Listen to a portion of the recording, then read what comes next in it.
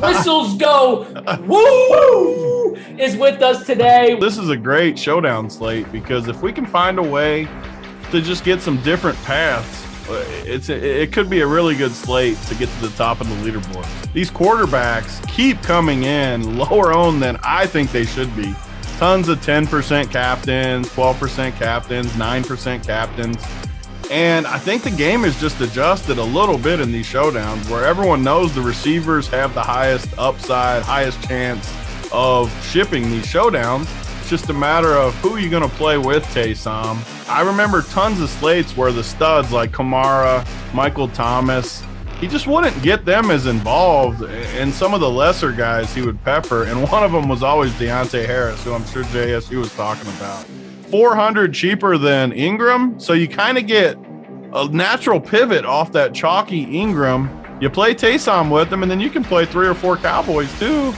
That is my favorite tournament type build tonight. But I'll throw another bone out to you. I love the play of Taysom as captain, but put Dallas's defense also there.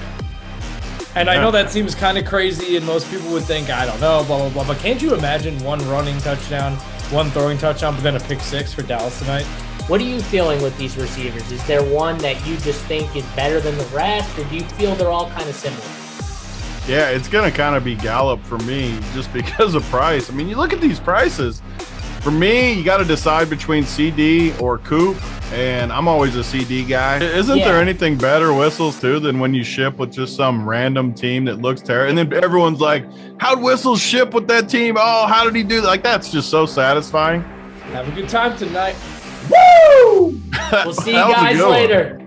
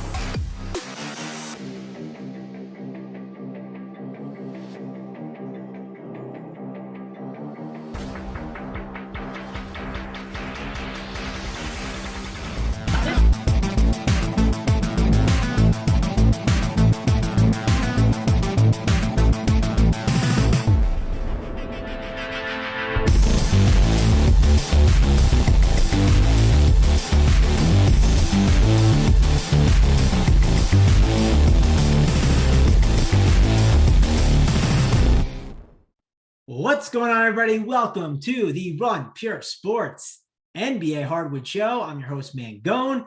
I'm here with JT Hayes. I'm here with Hoop, and we're here with JT because it's a nice little Friday, and it's a nice Friday after some banger hits, JT Hayes. So what did you think of the showdown last night, and how is your Friday going? Yeah, after watching that video, I can't stand up. I might not be able to stand up for the next 2 hours. Actually, might have to call my doctor once again. You know how the old saying goes, but amazing, amazing show. Actually, after all that stuff that I saw with Showdown, I was only playing NBA last night. And so this morning I said, let me watch this show. And I got to tell you, first of all, what a coup to get the guy who I think personally, just because he has no team behind him, is the preeminent player right now in DFS, Whistles Go Woo.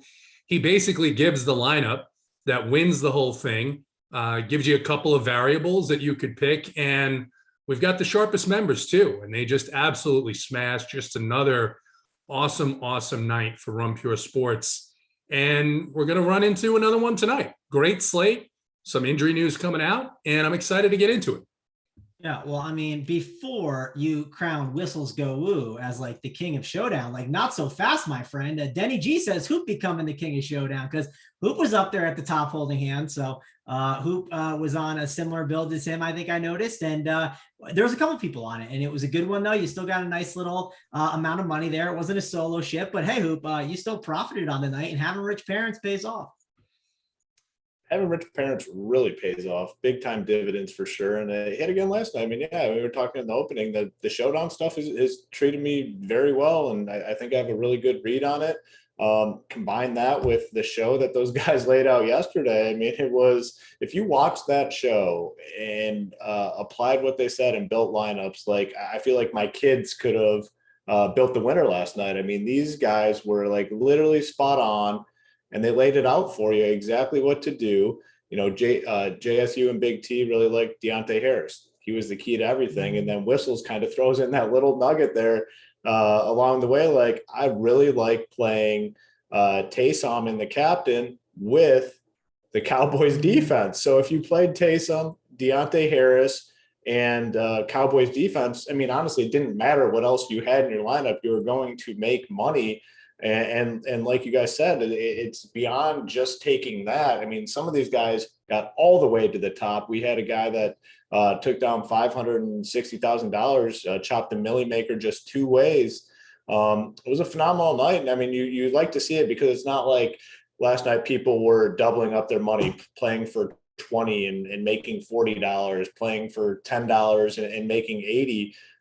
We had, I mean, our guy Jeremy that does the newsletter says we're probably going to have like well over $2 million in winnings when it's all said and done. These people made life-changing money, and this isn't like an advertisement for Run Pure Sports by any means. Oh, I guess maybe it kind of is, but I mean, people made life-changing money last night, and like I said, really all you had to do was watch that show, the Showdown show with Big T, JSU, and Whistles, which was free yesterday. We decided to make it free to give everyone a taste. And there were some massive winners. And if you're just a YouTube member that comes in and watches these shows and stuff, you know, our whole thing is good mojo paying it forward. So if you had a big win by watching that free show, you know, find a way to pay it forward to somebody, get in the Christmas spirit a little bit. So it was a great night all around. I mean, just phenomenal to see so many people, like I said, win that life-changing money last night. Yeah, JT Hayes, get in that Christmas spirit, you know, throw some hearts around. It's a good time over here at Run Pure Sports. Everyone is excited. It was obviously a great night last night, but listen, we don't just go to sleep at the wheel now. We get back at the, you know, back on the wheel. That's the important part. Yeah, you can't get lazy. And it is an underrated aspect of DFS. You get that big win and you kind of get a little stagnant in your process. It's important if you want to really be serious about winning DFS or gambling in general. Night after a big win, you got to get back in the saddle and find some more winners. Yeah, and we're going to find you the winners. Before we do that, let's do a little bit more stroking. If you want to, guys, check out all this stuff we have at Run Pure Sports. Use that code RPS here, 25, gets you 25% off all of the sports for one price, as Hoop likes to say. And hey, you get the Showdown content as well. And we had some really nice winners. Last week we had 1.2 million in winners, but we had the Whistles Go Woo and Hoop both taking down $53,000 after doing that show. Here's some member wins, though. We got Takedown Season is his name, and he won $19,220. DD Pensac with a $35K win. Sweet Boy with a $59,000 win. And then we had E. Cunningham, 1984, with $56,000 win. I mean, massive day over here at Run Pure Sports. So it was awesome. But again, we got to get back to work. We got to keep grinding here and get the winners out there because we got a nice little NBA slate when it's a nice Friday night. What does that mean? That means we get a bunch of games. And sure, we got a bunch of news coming our way that we will discuss. We'll be breaking down in the Discord chat. The Up the Lock show will take care of it for you too with JSU and Big T. So be sure to check that out. But we will lay the groundwork. We will lay the baseline down for you. And we can kick it off with the Heat and the Pacers. JT Hayes, I'll go to you. Bam, Adebayo. Out 4 to 6 weeks. This is only the second game with this news, and technically the first game since the prices have been adjusted for it. So we don't have 2 games of the prices adjusted, just 1. And that means there are probably still some misprices here. You got Kyle Lowry at 7.8, Tyler Hero, he is in at 7.5, Duncan Robinson 4.5, and then Dwayne Dedman 4.8. You can always roster PJ Tucker, but man, if you're going to roster a low usage guy, JT Hayes, it's not PJ Tucker. Tony Snell is your guy. So of all these options, who are you looking to roster on this slate on the Heat side against the Pacers? Yeah, we saw what the Miami Heat look like without Bam Adebayo and without Jimmy Butler the other night against Cleveland. This is another tough matchup, and there's just such a disparity here between the health of the Pacers, where they have pretty much everybody healthy. TJ Warren is still out. He'll be back, but they can run a lot of guys out there, and everybody's going to be hitting the floor fresh. And the prices on the Pacers side, I just don't love here. Even the Lowry price, I think 7-8 for him. It's been a good spot for opposing point guards, but I do struggle a little bit. Interested in your guys' opinion on this. I struggle a little bit with seeing this being a very close game beginning to end. I don't think that I'm going to pay the 4-8 for Dwayne Dedmon tonight. I mean, had an amazing performance against the Cavs. Just hard for me to see him doing all that well here in a spot where you've got two bigs in Turner and Sabonis there in the paint. And then on the other side, I don't like anything about these Pacers prices. I think LeVert is a guy that Optos continue to love, and he's just not getting into a rhythm in his runs. And the Pacers play a bunch of guys. So I think Tyler Hero here is the guy. I think it's Hero that you're supposed to say, Hero. But I think he's the guy at 7.5 that I would have maybe some interest in, just because I think he's much more athletic and explosive at this point in his career than Kyle Lowry. Well, JT, you know all the parents in the NBA, right? So how do you say it? Is it Hero? Is it Hero? I mean, what's the right way to say it? I'm going to go with Hero. I'm going to say Tyler Hero. He's probably not going to be my hero tonight. Yeah, he'll be your hero. Don't worry. If he's not your hero though, Enrique can always be your hero, JT Hayes. So let's go over to Hoop, because I do have some questions for him.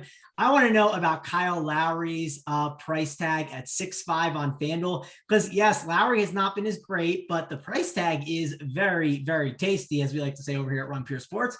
And then we also have this Pacers team where a great point was brought up from JT Hayes. Like, LeVert's numbers have not been as great. And I think one of the issues with the Pacers is, look at this team: Brogdon, LeVert, Duarte, Sabonis, and Turner. If that's the starting five, they're not playing with 3 basketballs. They're only playing with 1. So I do think LeVert can have a good game. The problem is other guys can have good games too, and then it just leverages them basically and destroys their production. So I think LeVert can have a good game, but if it does, it'll come at the cost of a Sabonis or a Turner or one of these other options here. So Hoop, break it down for me. What are you doing here with this Heat and Pacers game?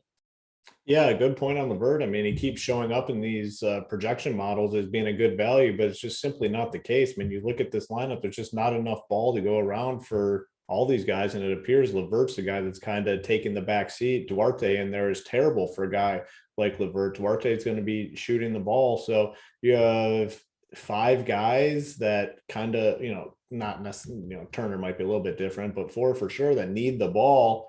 Turner can get hot from 3 too. So I don't know. It's just not a great team for DFS purposes. They're turning into one of these situations where we need a cheap price tag or some injuries to really consider. And we just don't have any of that. Sabonis 9.6 on DK, Brogdon 8.5 on DK. Like, can't do that. LeVert, I'm just not interested in, and Miles Turner, I have no interest in. So I think the Pacers are a great team to avoid on the Heat side.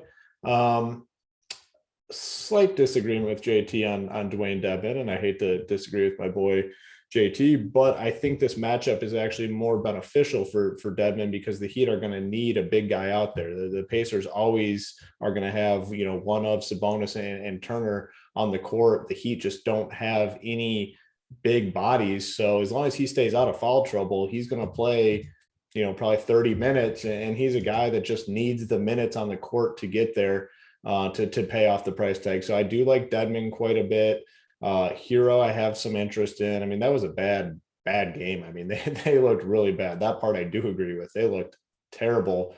I think they play a little bit better here. Lowry on FanDuel, I think 6.5K is just too cheap. I mean, he was really bad, probably the worst of all these guys the other night.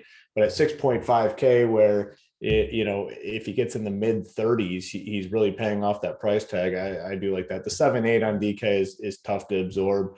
Hero is relatively expensive, 7K and 7.5K. Not like a building block guy, but kind of like, hey, if I have this amount of salary, I'm going to be fine playing him. Yeah, that's about it. Dedmon, though, probably my favorite play here. Yep, agree on Dedmon being probably my favorite too. The Pacers, they're tough to roster right now and deal with. You can play them, but you got to be careful. Like, you can't play Sabonis with a Brogdon or Sabonis with LeVert. They just eat way too much into each other right now. So if you do want to play them, just be careful with it. I think that's very important to mention. And you got to like some of these Heat value plays, but it is a big slate. We got a lot of different guys that are questionable because of different illnesses and whatnot. And news can come at any time, right? Giannis was a stone lock yesterday and then boom, he was out of the lineup. So be ready to pivot and make, changes. Let's pivot over to that Cavs and Wizards game where 208.5 total, Wizards playing better defense, Cavs playing at a slow pace. With this being a 7:00 game too, I just think it's a really bad idea to kind of prioritize this game, JT. I think it's a game I want to stay away from. How about you? What are you doing here with the Cavs and the Wizards? Yeah, I've gone back and forth on a couple of pieces here, and two pieces I think are at least ones that others are considering. Jared Allen, price at 8-1. This has been a really friendly matchup for opposing big men. You bring the point up, though. It's going to be a slow pace game. Both teams have been much, much better. I think both teams are actually quality teams this season. Then on the other side, it looks like Daniel Gafford is healthy. He's been playing really, really well, put up 40 DraftKings points against the Minnesota Timberwolves in his last start, and he's still priced down at $5K. Problem is, as that price starts to creep up where it is now, he's still not playing 34 minutes. He's still playing 22 to 26 minutes. So in a matchup like this, it's a very risky price point. Bradley Beal hasn't really shown upside when this team is fully healthy, and I just don't think it's a great matchup. The guy that caught my eye, the price that caught my eye, I should say, is Spencer Dinwiddie at 5'9". He just hasn't done anything all season long, and I think if you believe that Spencer Dinwiddie as being part of this team is going to be more defense oriented, the offense is going to run through Bradley Beal and through the big men in the center, then yeah, I think he's a point to avoid as well. If I was multi-entering, that price point it just looks a little bit too low on DraftKings for Dinwiddie, but definitely not a centerpiece of any of my lineups tonight. All right, Hoop, we'll shift over to you. And are these centerpieces for you in your lineups? I don't think so. I think it's a good game to stay away from. I think it's a good idea. These are the first two games starting, maybe pick a heat or two and then just kind of move on, maybe even three. But I do think that I don't want to mess with this game. How about you? Yeah, I mean, same opinion here on the Wizards that I've really had all season long. Like, we need someone to be out to really consider these guys. The price on Dinwiddie is coming down a little bit. I mean, now he's under 6K, but that's kind of where his production has been all season long with Beal. 30 fantasy points, 27 fantasy points. He's playing around 30 minutes, low 30 minutes. I think we have better options on this slate. Like I said, all season long, I've been saying the same thing with the Wizards. Like, I need guys out to really play anyone on this team, and they just don't have anyone out, so I'm not going to be playing them. And then the Cavs,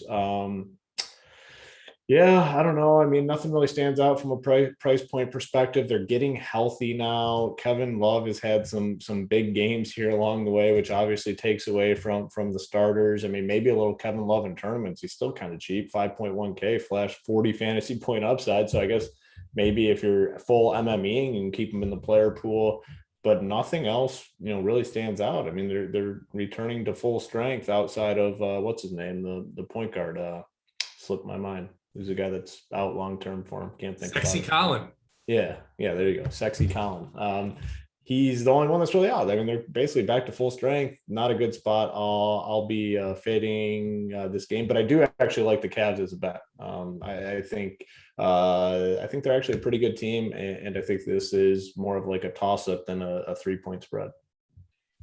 All right, well, let's move on over to the next game. Let's talk about the Timberwolves and the Nets, which is definitely a better game to discuss. And we do have some injury news in this game that we got to talk about. Anthony Edwards, he is probable. Noel, he's questionable. Towns, questionable. Vanderbilt, probable. The reason I mentioned the probable guys is, man, the Timberwolves, they've put guys into the lineup and then scratched them out of nowhere. So you just don't know with the Timberwolves, and that's happened multiple times this year. So just want to mention that. I do think that the Karl-Anthony Towns news is pretty big, because if we don't have Towns in there, well, that's going to make us like Vanderbilt. We obviously have to like Naz Reid.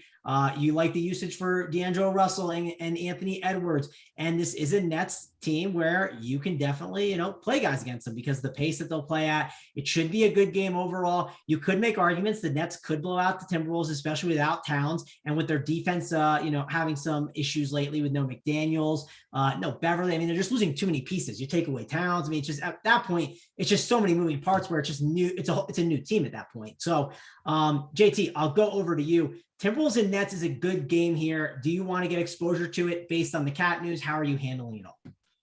Yeah, the pricing here is what's really difficult for me on both sides. Both teams priced up really outside of Karl Anthony Towns. I think he's the most reasonably priced guy on the Wolves. If he's out, I do find it very difficult for this Wolves team to be able to stay close to the Nets. So my biggest interest here would be Naz Reid and Jared Vanderbilt, perhaps, but more so in Reid, and then maybe Malik Beasley, one of the backups, getting a little bit of extra run here. And not a lot of interest on the Nets side. I'm not going to pay the $6K for LaMarcus Aldridge. He's been really good, but I think that's probably a more than fair price, as well as the fact that Nick Claxton is back. I don't expect a lot of minutes out of Nick Claxton, but he will get some minutes as he works back into game shape, and that's going to eat away from the ceiling. And then, yeah, if this was going to be a close game, I think then you could look to play Harden or Durant, but it's a 7.5-point spread right now. And if Towns is ruled out, I think that goes up probably to 9 or maybe a little bit more. And I don't know. It's just not a spot. I think I like the other spots on this slate a lot more than I do this one. All right, Hoop, we'll go over to you. And there's some two stars on this slate that you can easily pay up for. You can pay for a Harden. You can pay for a Durant. They're both good options. Aldridge has definitely been a better play as of late at that price tag and the usage that he's getting being in the starting lineup. And then you have this news with the Timberwolves, which is massive on this slate. And it is a 7:30 start. So we likely get an update at 6 o'clock, and then we'll kind of be able to go from there. Hoop, break it down for me. What do you do with these Nets and Timberwolves? Yeah, I mean, on the Timberwolves side, everything depends on Karl Anthony Towns, whether or not he's in. And like you said, this game's 30 minutes after lock, so we should probably get the news. If he's out, Vanderbilt, Naz Reid become options. Anthony Edwards, I'd prefer over D'Angelo Russell. But yeah, we're going to be looking to a lot of these guys. If Cat's in, probably won't play anyone here on the Timberwolves side. On the Nets side, the only guy I'm really looking at would maybe be like Kevin Durant, James Harden, maybe, but I'm not like super excited about playing those guys. It would depend on how much value we end up getting on this slate. I mean, we really don't have, just pulling this up, like many guys to spend up on, or, many appealing guys to spend up on. So I don't know. I mean, yeah, you can always play those guys. I think they are interesting, but, yeah, I don't know. I think I might prefer like Luka over those guys without Porzingis. So yeah, we'll talk about that as we go on. But this game, especially the Timberwolves side, is fully contingent on what happens with Towns. And 30 minutes after lock, we should have the news before.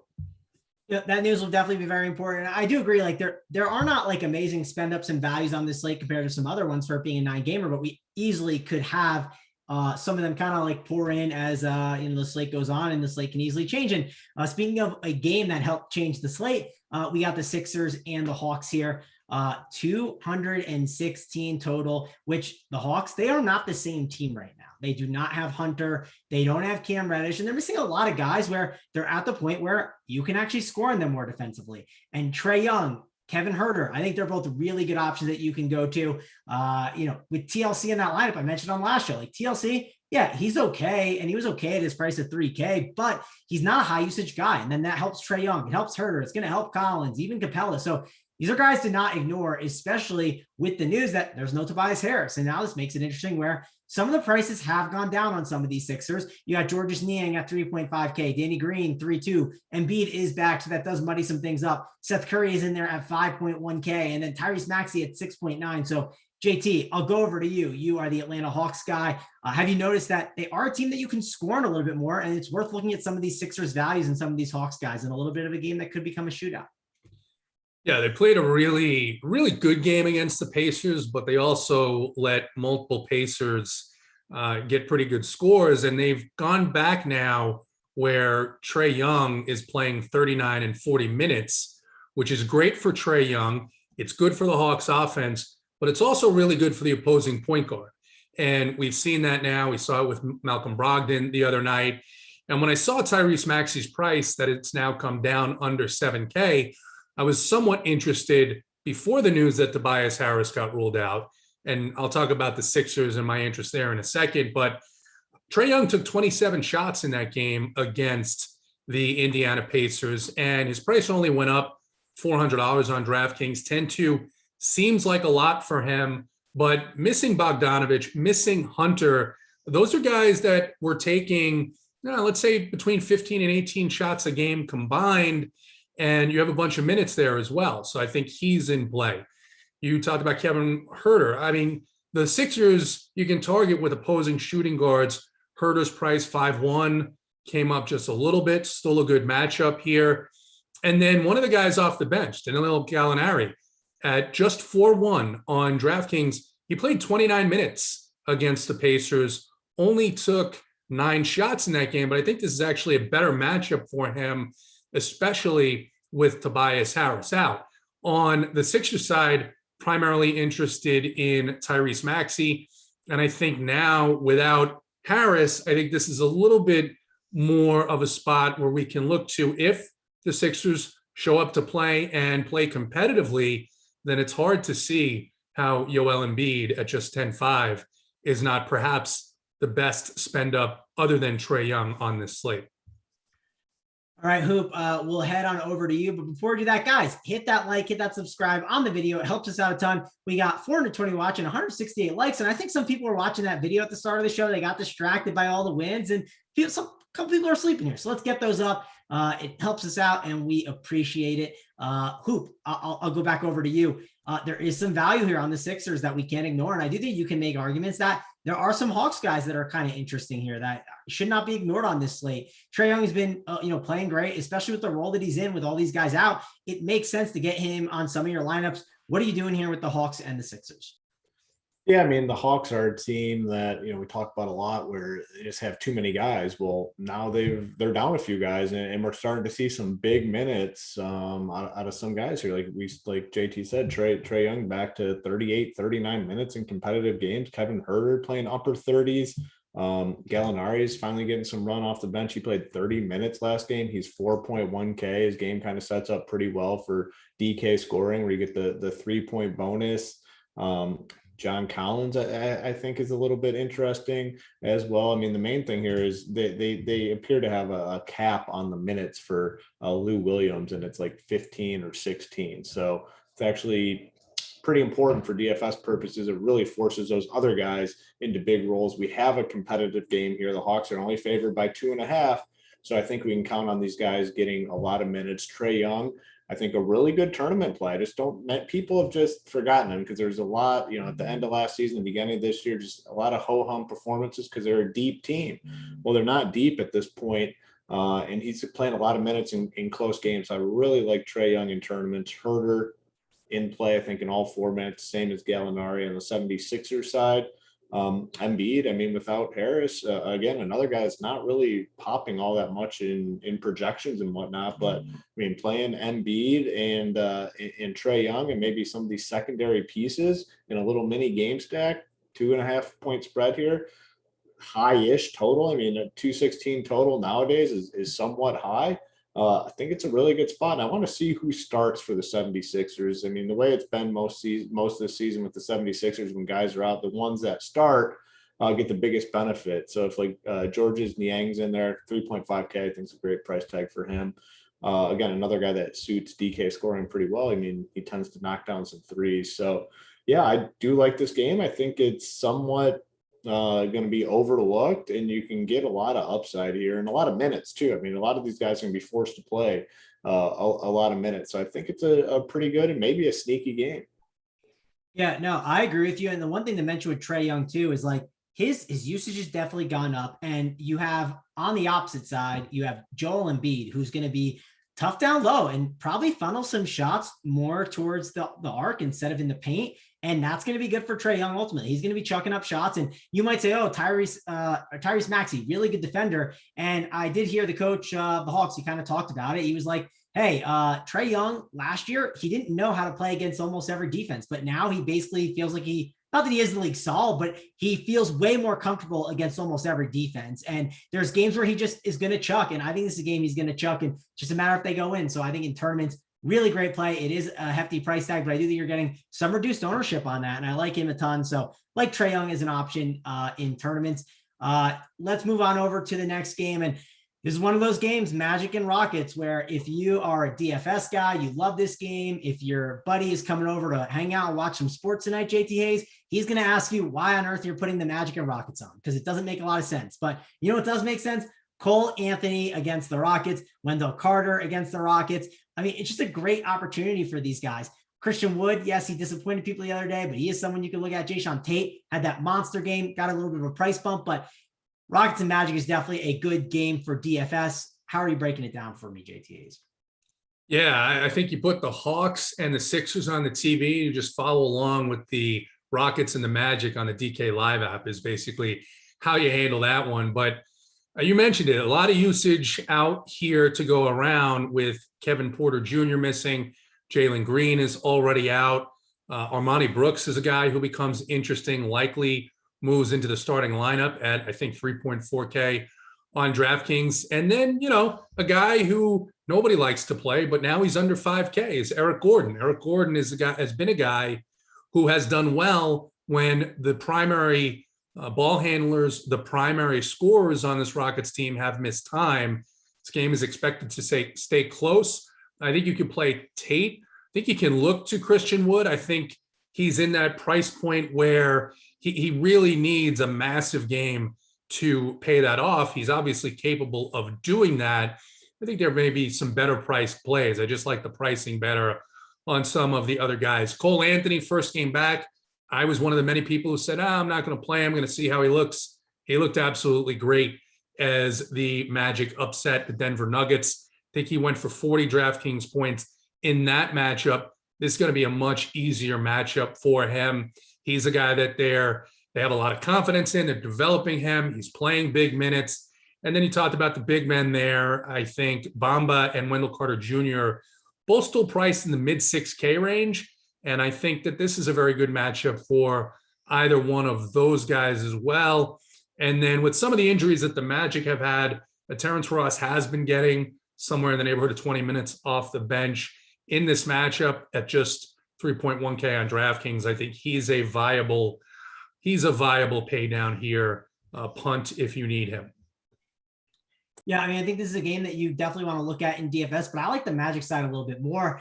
And the reason why I like the Magic side more is the Rockets, yes, they've been playing a little bit more small ball, but I do have a fear that as this game goes on, there are ways it could go the wrong way. There are ways where Daniel Tice could come in at the 4 because the Rockets just are maybe behind or they're struggling and they say, okay, we need to change up our approach. Now, I think the small ball lineups have been better, but coaches do make changes like that out of nowhere. So I do think there is some risk to the Rockets from that point of view and the price tags that you have on some of these guys. So Hoop, I'll bring it into you. I prefer the Magic side over the Rockets for the two reasons I just mentioned before. How about you? How are you handling this game? Yeah, I mean, we have the NBA League Pass D-Gen special of the night. I mean, the only people watching this on League Pass are either DFS players, sports bettors, or people that are fucked up in the head because this is not an exciting NBA game. But a lot to like for people like us. Cole Anthony, I agree. Great play and a lot of tough matchups. I mean, the Magic are big underdogs almost every single night. Now you got a game that's a 3-point spread, should be competitive. Cole Anthony appears to be the real deal. Terrence Ross, I have some interest in. I'm not super interested in the bigs. I mean, Wendell Carter, I think, is a fine option. And the two guys I like, though, are Anthony and Ross. But I love the Rockets side. The Rockets, especially if Porter's out. If Porter Jr. is out, so many guys to consider here. Armani Brooks, 3.4K. He played, 30 minutes last time out, 33 fantasy points. I think he's a really solid option if Porter Jr. is out. This game is an hour after, 8 p.m. Eastern, so hour after lock. Outside chance we get the news, but if Porter's out, I'm gonna be loading up on a lot of these guys. Eric Gordon, I would like Eric Gordon quite a bit if Porter Jr. is out. 32 minutes, he could benefit quite a bit. I mean, he's a guy that's obviously hurting right now because the usage rate's so low. When Porter Jr. is out there, Porter Jr. is the one that controls the ball. Well, if Jr.'s out, Porter Jr.'s out, I think we have a chance to see Eric Gordon get some of that usage. So I would like him. Guy I like regardless is Sean Tate, kind of breaking out here a little bit. mid 30s in terms of minutes. He's been over, 36 fantasy points back-to-back games and just absolutely went off for a 70 spot last time out. Now, not likely to get 70, but I think he can have a really good game and pay off that price tag. Christian Wood, I think he's probably priced out for me regardless of Porter Jr. being in or out, 9.3K. Just tough price tag to swallow, but I'd be looking to a lot of these guys if Porter Jr. is out. So hour after lock, outside chance we get the news before, but very appealing game here.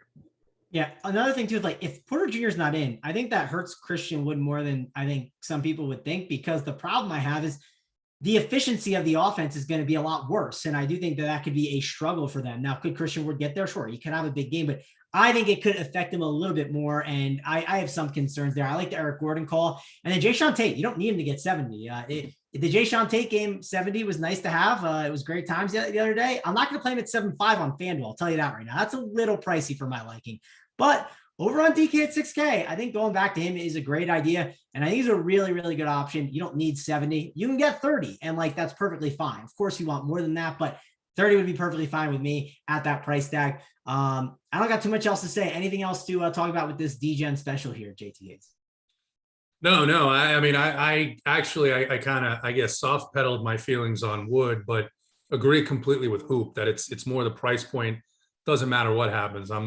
That's not where I'm going to spend my money on this slate. All right. Well, let's see if you'll spend your money with Luka Doncic or Doncic. I'm saying it all wrong. I'm sure I'm butchering it. JT, how do you say it? Let's remember. Any way we say it, that's just how it goes. That's why we got JT here. Yeah, JT. How do you say Luka's last name? I always butcher that. I mean, you've got to project the confidence that whatever you're saying is right, and it doesn't fucking matter what people think because you're right. So just go with that. Put your chest out and say it however you want. Call him Luka Donkadoo. Luka Donkey Duke is up here, and he's a great spend up on this slate, JT, right? You're talking about possibly sending some salary on him. And we talked about liking Trae Young as a really good tournament option. I think Luka is a really good option here. Obviously, you got to like Jalen Brunson too. He's another good one that I think he's going to get a lot of that Porzingis usage funneled to him. I mean, that Porzingis usage isn't going to be funneled to, Dwight Powell. He's just not going to become Porzingis. That's just not possible. So there's definitely some good options here. And then you have on the other side, you have Jonas Valanciunas, where the Pelicans are calling him Dirk, which, hey, he's going up against Dallas. So he's going to have to show out like Dirk. Maybe he'll be in the crowd over there. You got Brandon Ingram, who has definitely been very hurtful throughout the season, but production has gotten a little bit better. I think with the addition of Herb Jones playing some defense and some of the usage of Nickeil Alexander-Walker getting shifted over, I think that's helped. Josh Hart's minutes have been great, and he's been a solid fantasy option all around, and the price just isn't going up at 5.5K. So there's some decent options here. JT, who are you going to?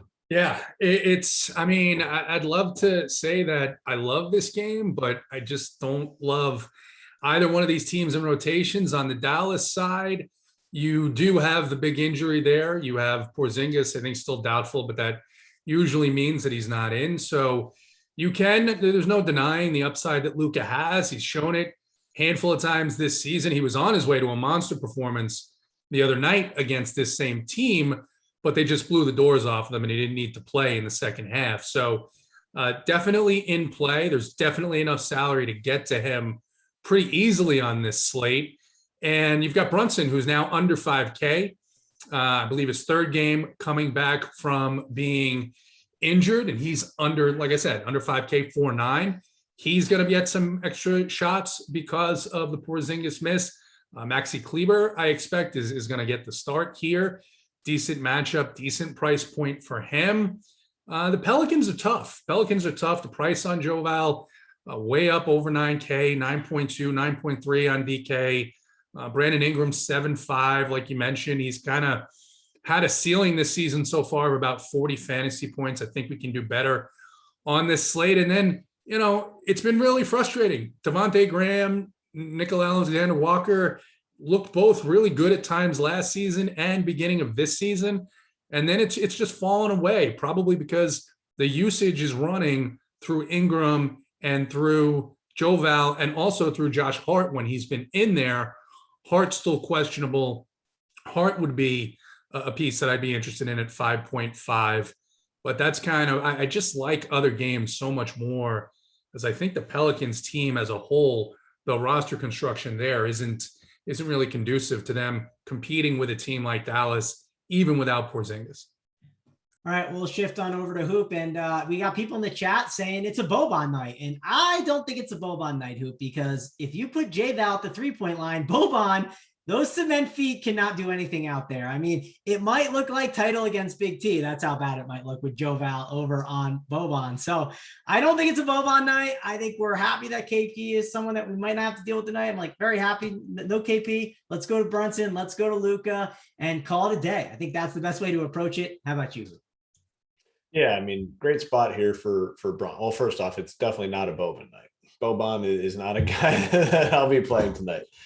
Brunson, though, I think is a very strong play. I mean, anytime Porzingis or Luka's out, Brunson has just stepped in and filled the void, and he's done it quite well all season long. So 4.9K on DK, I believe 5K on FanDuel, strong option on both sides tonight. Luka's fine. I mean, he's fully priced on DKs all the way up there at 11.8. The concern is, like JT pointed out, this game was played a couple nights ago. The Mavs just beat the hell out of them. Tough to blow out a team back-to-back, games against them. So maybe the Pelicans show up and fight here and we get a competitive game.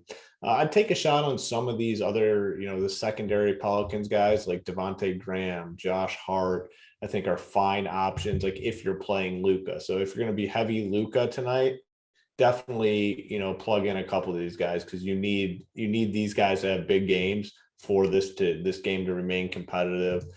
Brandon Ingram, I mean, maybe more of like a last guy in type play. Really, we haven't seen the big 50 fantasy point games that we were seeing last season. I mean, it seems like it's a struggle for him to get to the upper 30s, but he has been playing better lately the last couple games. So maybe he's finding something. I'd have a little exposure to him as well tonight, but it's a very unpredictable team. I mean, the Pelicans, you don't know what you're going to get from one night to the next, which makes it risky for DFS purposes, but also brings ownership down on all these guys. People are seeing that as well. It's not just us that see the inconsistency with this team. So like I said, don't mind mixing in some of these guys if you're going to be heavy on Luka, but by far our favorite play is Brunson. And then with like the bigs, Powell, Kleba, those guys, I don't know. Like, I just don't think any of them are very good. And it's just tough to predict when they're going to have big games. So I'll likely avoid that situation altogether. Yep, definitely a situation that you can avoid, but there are some plays in this game to consider. Not one I'm just completely crossing off on this slate.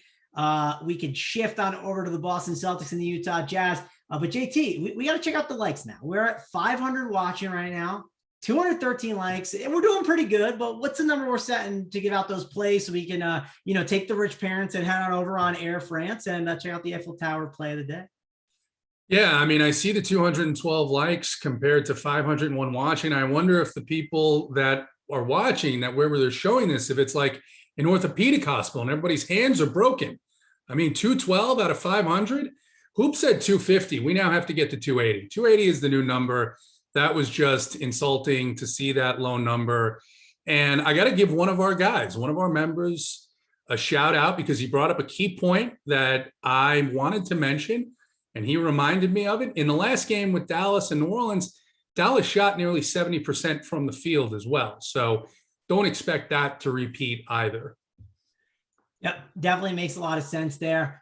Let's shift on over to this Celtics and Jazz game, which the Celtics, man, they have been rough this year. I'm a Celtics fan. It's been painful watching them. I want them to trade a bunch of guys, but this is where we're at. Then we got the Jazz with the same old lineup, same situation at home. And man, the one thing that's nice about rostering Jazz players, and we've had a lot of games this year and even the past couple of years, like where just blowouts happen a lot more. And you don't have to worry about blowouts in the Jazz games because Quinn Snyder is a psychopath. He just plays all his guys, doesn't matter. Similar to Nick Nurse. Not saying it's a bad thing, but it's nice when you're a DFS player, and we need to take advantage of that. So, Hoop, let me go over to you. Are you taking advantage of Quinn Snyder's rotations and playing some Donovan Mitchell or Rudy Gobert or any of these other options on the Jazz or Celtics?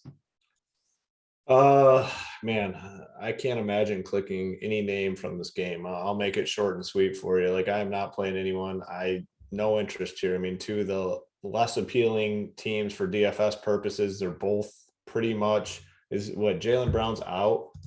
Is he out? Yeah, Jaylen Brown's out. Yeah, still, I just don't have any interest in this team. And then on the Jazz side, I mean, Donovan Mitchell's 8.8K, Rudy Gobert 8.6K, and I'm not playing anyone here. JT, how about you? Are you going to play anyone here? Because I don't see myself putting too many guys in. The only guy I really see is possibly Donovan Mitchell as a spend-up guard. He could make some sense, but that's all I really got here, JT. I don't really want to play too many other guys here. How about you? Yeah, when I first pulled this up, I saw the price on Robert Williams at 5.2, and I was like, yeah, maybe. But the reality of it is I'd rather have to play a slate that has the Memphis Grizzlies and Oklahoma City Thunder playing each other every single night for the next 6 weeks than play players from this game. That was wild, by the way. Absolutely wild. 70 points. You don't see that every day. I mean, those you talk about guys who like to play all their players. I mean, I think they were going to, if Drake had made the trip to Memphis, he would have gotten some run at the end of the fourth. Yeah. Whew. It's a toughie. Yeah. And JT, the members are responding, not the members, the chat. The chat is responding a little bit, right? There are 244 likes, so they're making the push. Keep making that push. Man, no, that's what happens. That's what happens when you have the balls to lay down the law. I mean, you're one of the few people at Run Pure that say, "Hey, if you don't hit the number, we're out. You signed us out. Now people fear you. You're the one." Well, do they fear me now though? Even more with the shades. Is that up and even? Oh, well, if we don't get to 280 in like 30 seconds, there's something wrong. Yeah. So I think Mangone is looking at purchasing some NFTs what I see is the reflection on his shades. You've caught me. I'm buying Donovan Mitchell top shots as we speak. You know, I'm getting in on those right now. Getting ready for the 60 burger tonight. Looks like he's got a sweet Greek naked ape is what you're looking at. Well, it's too funny. Okay, let's move on. Let's talk about the next game, which we got 2 more games on the slate, which they're okay. They're not amazing. These aren't like the late night hammers you asked for, but Suns and Warriors, we watched it the other day. Suns dominated. Now we're in Golden State, and we do have some opportunity here with Devin Booker out. Chris Paul is an interesting option that I don't think you want to ignore. DeAndre Ayton, 7.4K at the center position. Good play, but if you do like Dwayne Dedmon too much, now I only got one more center spot.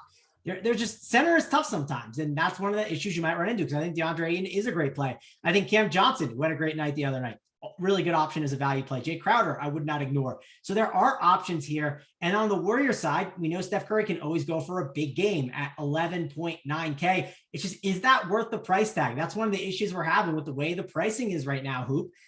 Curry's just really expensive. I don't think he fits the construction tonight. How about you? How are you handling the Warriors and Suns game? Yeah, I mean, these last 2 games really better real life games than, DFS or fantasy games. I mean, it's pretty tough. Yeah, I'm looking forward to watch the Suns and the Warriors run it back tonight. But for DFS, not the greatest spot. Now with Booker out, I think you can play some of these cheaper guys like Shamet, I think is fine. Cameron Payne is fine. Cam Johnson is fine, but I'm having trouble selling myself on any of these spends. I mean, Ayton, I think, is in play, 7.4K, but like you said, I mean, he plays center, and there are some pretty decent center options tonight. So on the Sun side, I'm really going to be focused on those cheaper guys, Shamet, Cam Johnson, Cameron Payne. I think they're all fine options. If you're MMEing, I would get exposure to all 3 of those guys for sure. Not in the same lineup, but spread them out. And then on the Warriors side, oh man, I can't pay the 11.9 for Steph. I mean, he did struggle in this matchup a little bit last time out, so not going to be going there. And then no one else really stands out from a pricing standpoint. So my favorite plays in this game are going to be the cheap Suns, who I do like quite a bit, but I don't think I'm going to be spending much salary on this game. All right, JT, we'll go over to you. Are you going to spend your salary on this one? I mean, we talked about some other really good spend ups, and there are some decent ones in this game. I don't want to completely ignore, and there are some good values on the Sun side with Booker being out. Some prices haven't completely adjusted. How are you handling this one?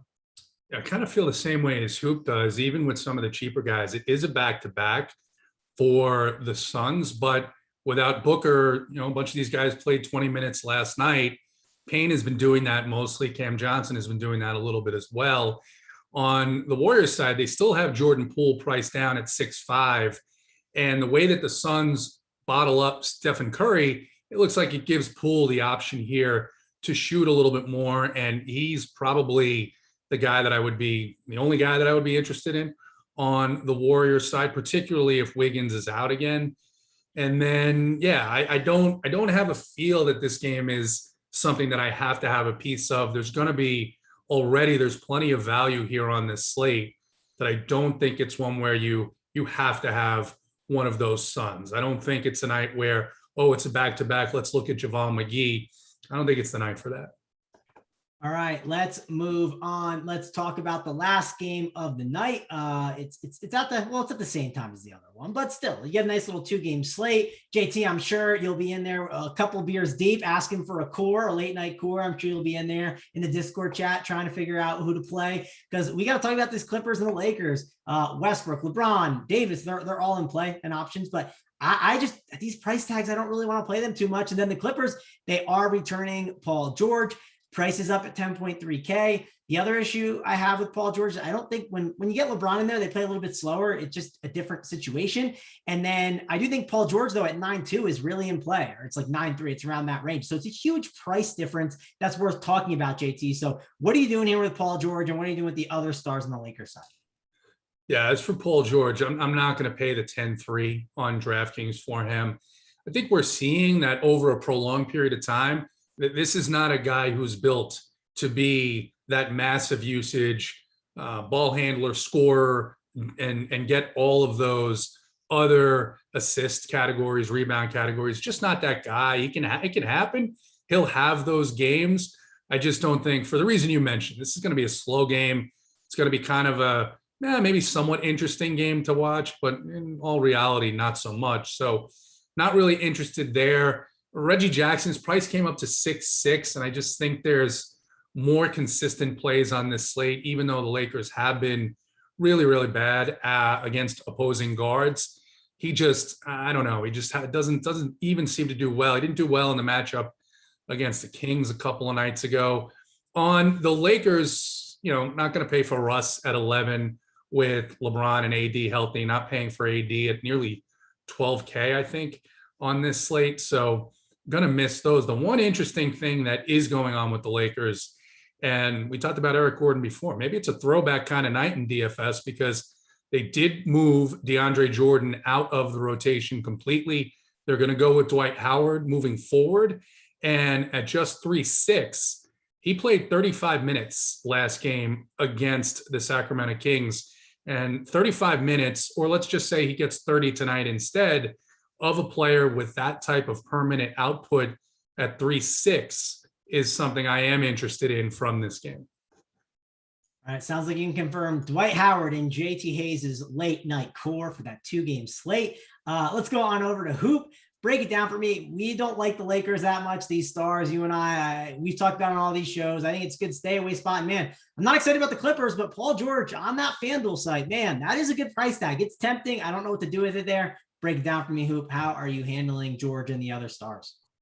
Yeah, I mean, I think you can look at Paul George on FanDuel at 9.2K. The 10-3 on DK, a little more difficult. I don't think you really need to go there. Yeah, I mean, I was all ready to say I'm not playing anyone in this game. Then JT throws out that little nugget, and I kind of like that. Dwight Howard, I mean, inserting 35 minutes. I mean, if Dwight Howard is going to be getting even like 28 minutes consistently, even with this team that has all the usage around him, like, man, that's tough to ignore. And, he's a guy that's not popping in projections, so still could come in low owned. I like that little nugget there for sure. But in terms of the stars, I mean, when all three of them are in and priced over 10K, you just can't play these guys. I mean, you just can't do it. There's not enough to go around. As the season goes on, if they're all going to be healthy, the prices will likely come down, then maybe we can take a peek. But right now, LeBron's the cheapest at 10.4, Anthony Davis 10.9, Westbrook 11K. You just can't do that. Like, it's not an option. And then I guess if Dwight Howard's going to play that many minutes, Zubac at 4.8 potentially in play a little bit, but overall not the greatest game for DFS. Yep, agree there. We got some news here. Aaron Holiday and Denny, they are expected to play with illnesses. And that's massive. Game slate changing. Yeah, nothing big. And then TLC is starting, so nothing huge, but just giving the overview. Changing. The people in the chat, though, right? They want to tell us, and they need to make sure we know. So I wanted to make sure I crossed it so, people could get that before we kind of move on to the next game. I know that's adjusting Hoop's lineups. His play of the day has absolutely changed, I'm sure. Now he is all in on probably one of those guys. But Hoop, let's go over to you because, hey, we got the likes We got them to 278.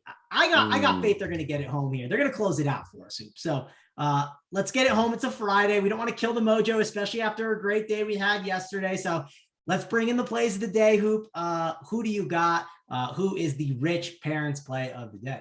Yeah, I am going to a team that just had some news, some breaking news. TLC inserted into the starting lineup. I am on a Hawks player today, so that news was timed well by you. So I appreciate that, because now since TLC's in the starting lineup, I can go to my boy Trae Young as the rich parents play of the day. I'm seeing low ownership tonight. He's playing a ton of minutes. He's going to continue to play a ton of minutes. We have this game that has a close spread, 2.5.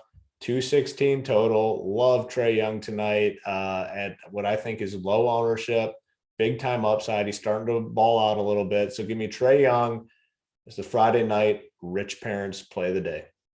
Yeah, I mean, that's what we call a nice seamless segue, Hoop. And he's actually, I had two I was considering spend up guards, and Trae Young was one of them. And I was like, I think he's going to be someone I look at, but I kind of shifted over to another. I had a feeling one of you would grab him, but this is going to be my guy. This is the one I'm going to. Hopefully I don't steal JT's. I don't think I'm going to. It's not on the Hawks side. It's on the degenerate game of the night. We're going to Cole Anthony at 8.2K as a nice little spend up guard option.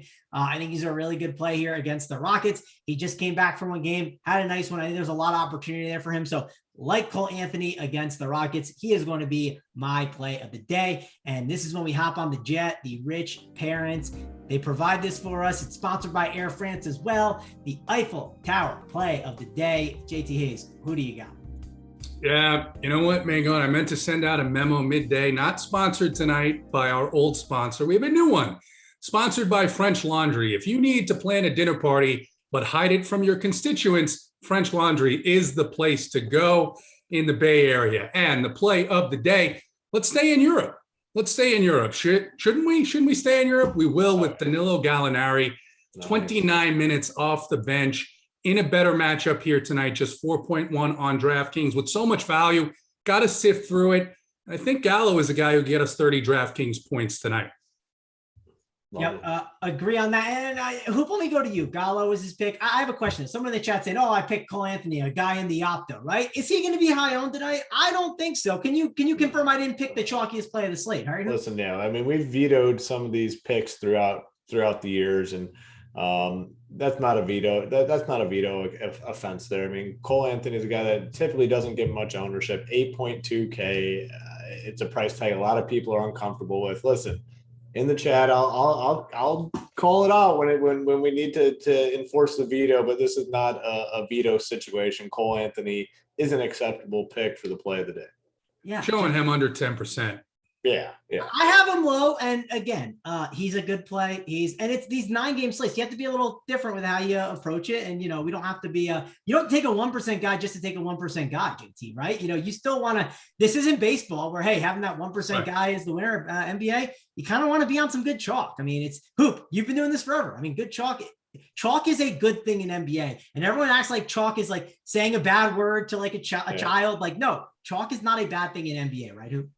In NBA, yeah, I mean, you can eat it, and that's why a lot of our coordinators and members have had a lot of success because we're willing to embrace it. You don't want a bunch of 3% owned guys in NBA. If your ownership's coming in super low on your lineups every night, I will guarantee you're not going to be making much money in the long term. Agree there, but let's move on. Let's get out of here. You know why we got to get on out of here? We got JSU coming up next with Big T, I believe, and Holden, and they will be on the Up the Lock show, breaking it all down for you guys. But that'll wrap it up for us. For me, Mangone, JT Hayes, and Hoop, we will see you later.